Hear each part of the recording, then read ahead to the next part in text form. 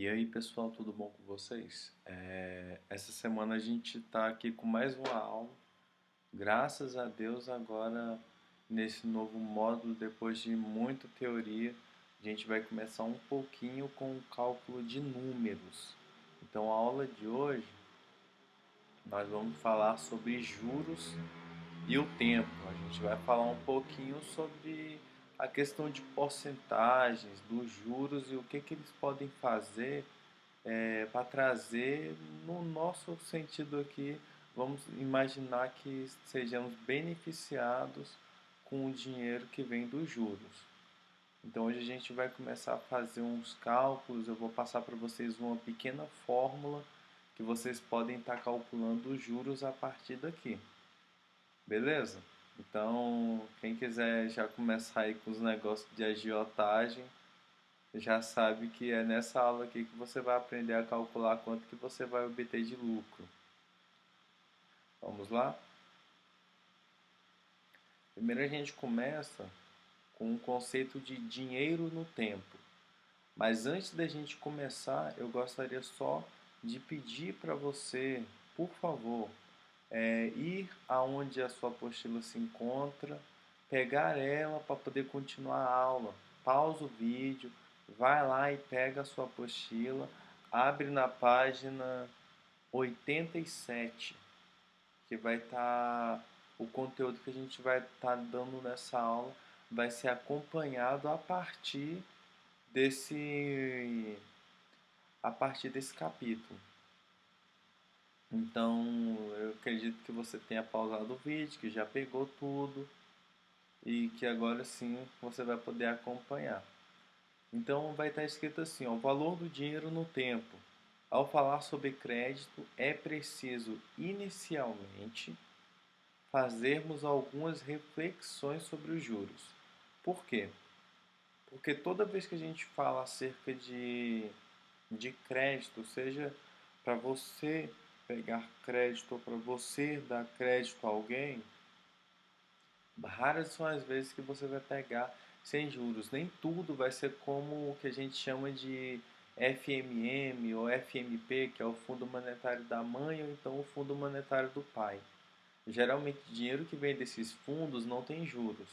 Mas em qualquer outro lugar, ou qualquer pessoa que você vá pegar dinheiro emprestado ou que você vai emprestar dinheiro, caso não seja alguém que te peça na camaradagem, você vai cobrar juros, ou seja, você vai querer ganhar algo com esse dinheiro que você passou para aquela pessoa.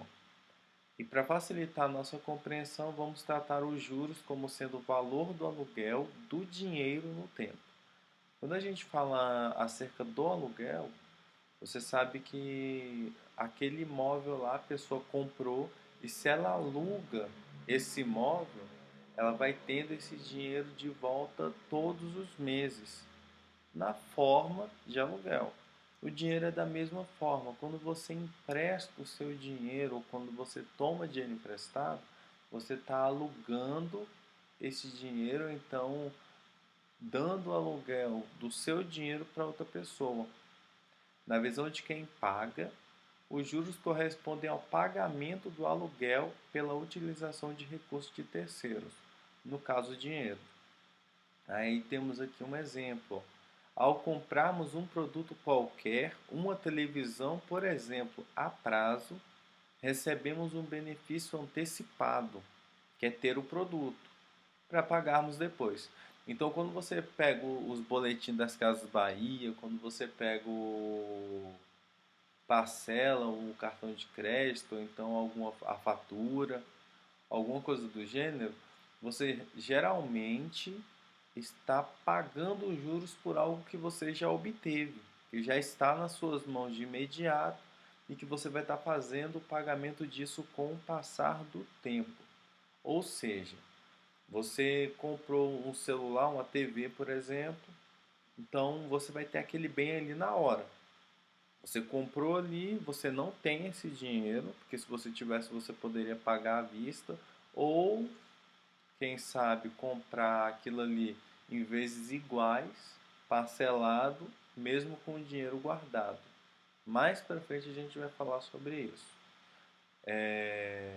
mas você não tem. Então, você não tendo esse dinheiro, você vai lá na loja, faz um crediário, parcela no cartão e você sai daquela loja com um produto. Você chega na sua casa, você já curte um cinema, já curte a TV lá de 60 e tantas polegadas, de 75 polegadas.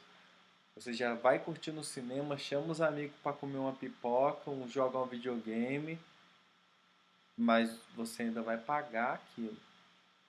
Ou você compra um celular e você está mostrando para seus amigos tudinho o iPhone novo que você comprou, mas você ainda vai pagar por aquilo. O bem você tem na hora e o pagamento você faz com o tempo. Esse valor que se dilui com o tempo, raras são as vezes que ele vai ser sem juros, que no caso você vai pagar exatamente aquilo que estava valendo. Ele vai ter um acréscimo com o passar do tempo. E esse acréscimo é o que a gente chama de juros, que é o valor do dinheiro no tempo, que sempre vai tender a subir. Aí quando a gente fala acerca do pagamento de juros, geralmente nós estamos sempre falando de porcentagens, de valores que a gente vai pagar, mas que geralmente eles vão ser um a mais ali. Então você fala assim, ó, 20% de R$ 100, 20% é um valor, mas geralmente a gente sempre vai tratar essa questão do porcento. É frequente o uso de expressões que refletem acréscimos ou reduções em preços, números ou quantidade, sempre tomando por base 100 unidades. Sendo assim, porcentagem é a fração de denominador 100, onde x% representa x dividido por 100. Que é o que, pessoal? Quando você vai calcular, hoje em dia as calculadoras todas calculam muito fácil. Mas se é igual uma calculadorazinha dessa daí, igual tem apontado aí no canto aí, que antigamente, até um tempo atrás, não tinha o botão de porcentagem. Então, sempre que a gente vai utilizar cálculos de porcentagem, quando você vai andar no shopping, você fala assim, ó, liquidação 80%, liquidação 70% ou 50% de desconto, nós sempre tratamos essa questão da porcentagem. E para que a gente calcule, eu coloquei alguns exemplos aí, que também está na sua apostila. Que no caso é, quando a gente fala de 7%, seria o mesmo que você dividir 7 por 100, que aí dá 0,07. 16% você dividiria 16 por 100, que dá 0,16. E o 125%, que é a taxa de que é quase o valor de taxa de empréstimos por aí, seria 125 dividido por 100, que aí no caso dá 1,25. Então, toda vez que a gente fala acerca da porcentagem, sempre imaginem isso. É sempre o valor daquela porcentagem dividido por 100. Isso é o que você vai usar para calcular a questão dos juros, descontos, tudo isso. Deu para entender, pessoal? Como a gente tem falado e eu tenho visto pouca interação de perguntas. E por essa pouca interação, eu imagino que vocês estejam entendendo bem. Mas caso você não esteja entendendo, eu peço que, por favor, você fale pra gente o que que aconteceu, como é que foi, o que que você teve dúvida, manda no grupo, porque às vezes a sua dúvida é a dúvida de outras pessoas. E essas outras pessoas, por vergonha, quando a gente for aplicar as provas presenciais, elas não vão conseguir fazer por não ter tirado dúvida no período em que elas poderiam ter tirado. Vamos seguir. E quando a gente fala de descontos e juros, que é o que está aí na página 88, eu resumi um pouquinho o conceito de cada uma das coisas, mas para você acompanhar detalhadamente, pega aí a apostila de lado, coloca aí certinho, aí você vê assim, ó, professor, não teve algo aqui que eu não entendi. Você manda no WhatsApp perguntando. O resumo aqui é o que eu vou estar falando para você, vou estar explicando, mas tem algo da apostila que você não entendeu? Me pergunte. Vamos lá, descontos são valores que serão subtraídos do total a ser pago. Desconto é super bom. Toda vez que a gente fala em desconto, a gente fala da redução. A não ser que o desconto seja no nosso salário, desconto sempre é bom. Por isso que quando a gente vai comprar algo na loja, sempre peça desconto. Ele sempre pode fazer um a menos no valor que tem naquela mercadoria. Embora ele fale assim, não, eu não consigo, não é possível. Você já sabe, eu espero que você já saiba que é direito do consumidor que os lojistas deem pelo menos 5% de desconto. Então, esses 5% você pode estar exigindo. Então, nunca deixe para chegar, nunca se dê de orgulhoso, queira dar um de orgulhoso na loja, de chegar lá e falar assim, eu quero esse produto e eu vou pagar à vista e ponto. Não, sempre peça desconto. Porque esses descontos vão ser valores geralmente colocados em porcentagem, você viu que eu falei 5% em cima de algum valor. Que no caso, vamos supor que eu vou comprar um celular que custa R$ 6.000. Eu chego lá, então ele tem que me dar pelo menos um desconto de 5%, poxa vida. Eu estou comprando um produto de 6.000 e eu estou pedindo só R$ 300 de desconto. Porque é proporcional ao produto que eu estou comprando. E quando você pede esse desconto, é um valor que é subtraído. Aí quando a gente fala a questão de juros simples, são aqueles que são pagos somente sobre o capital principal ou inicial. Aqui na apostila, eu não coloquei no slide para que você possa acompanhar na sua apostila também, para não ficar dependendo só do slide. Mas, por exemplo, aqui, ó, o exemplo que é muito bacana que eles colocaram aqui é ao tomarmos emprestado R$ 1.000 por 6 meses, ou seja, você pegou R$ 1.000 emprestado pelo período de 6 meses, com taxas simples de 5% ao mês, ao final do período, no caso do período de 6 meses, os juros pagos serão de R$ 300. Por quê? Ou seja, R$ 1.000 do capital vezes 5% vezes 6 meses, que dá os R$ 300. O valor final do montante do empréstimo será de 1.300. O que a gente quer falar quando a gente fala a questão do montante aqui? Desse montante e desse juros simples. Quando a gente vai calcular o juros simples, você vai sempre pegar o valor completo, multiplicar pela quantia de tempo, que é o total, e vai pegar todo esse valor e diluir nas prestações, o valor total.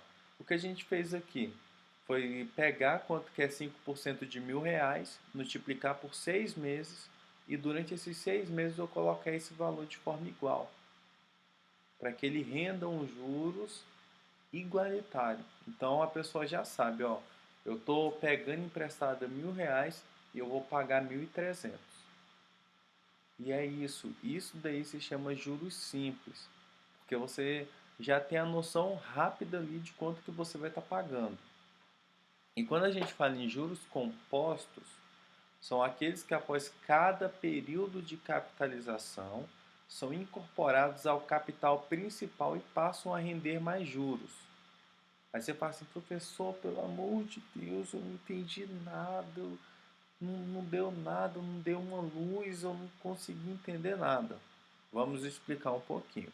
Segundo está aqui na apostila, e você pode acompanhar aqui, é o que eu recomendo, se você pega esses mesmos R$ 1.000 de empréstimo a 5% ao mês, a diferença é porque no juros simples seria R$ 50 de juros por mês e ao total de 6 meses daria R$ 300.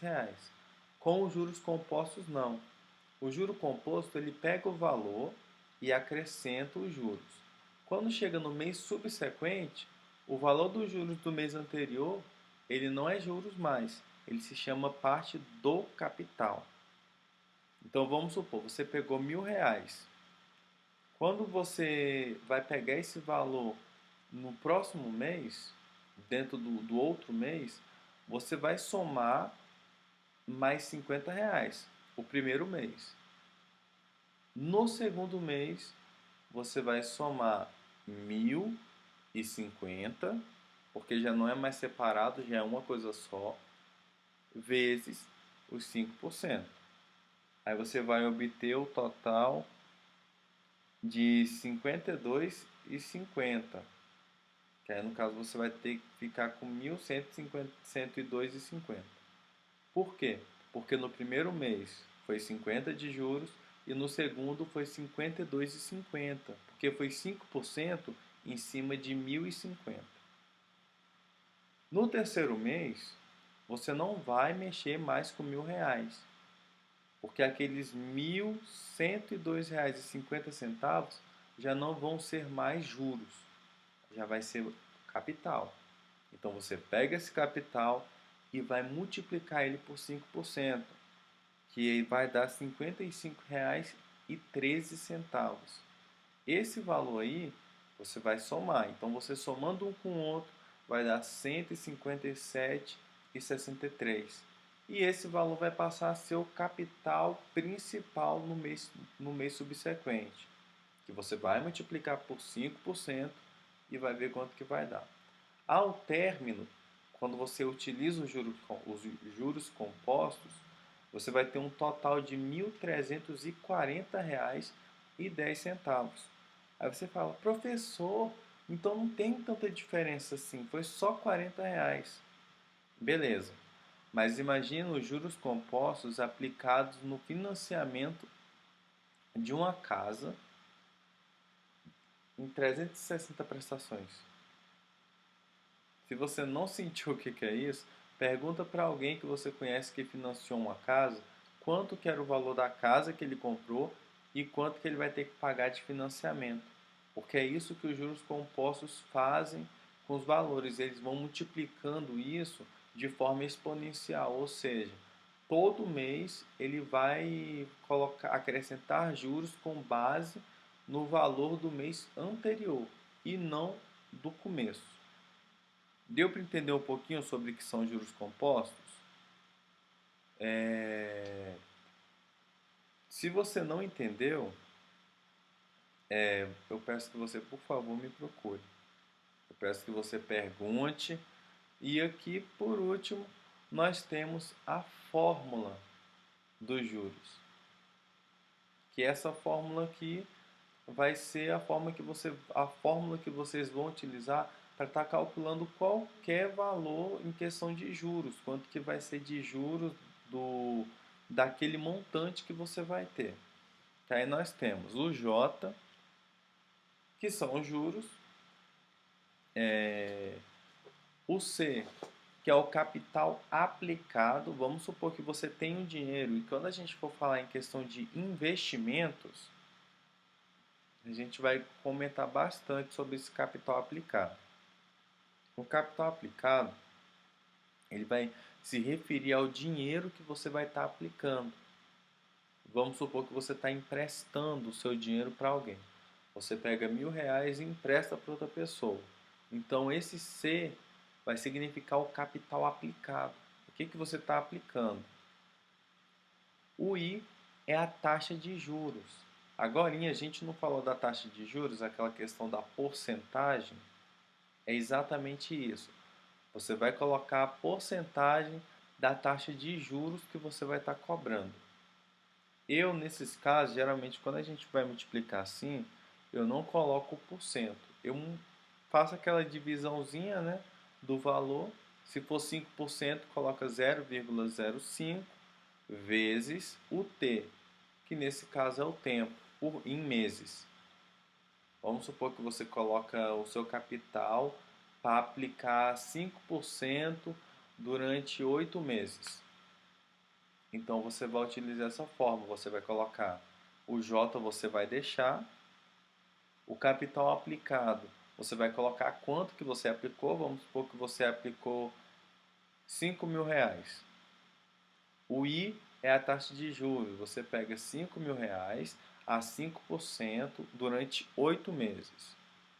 Então você vai colocar 5.000 vezes 0,05 vezes 8. Esse resultado vai ser o valor do seu capital somado aos juros, que é o que você vai ter no final desse período de meses que você colocou lá no tempo. Deu para entender um pouquinho como é que calcula?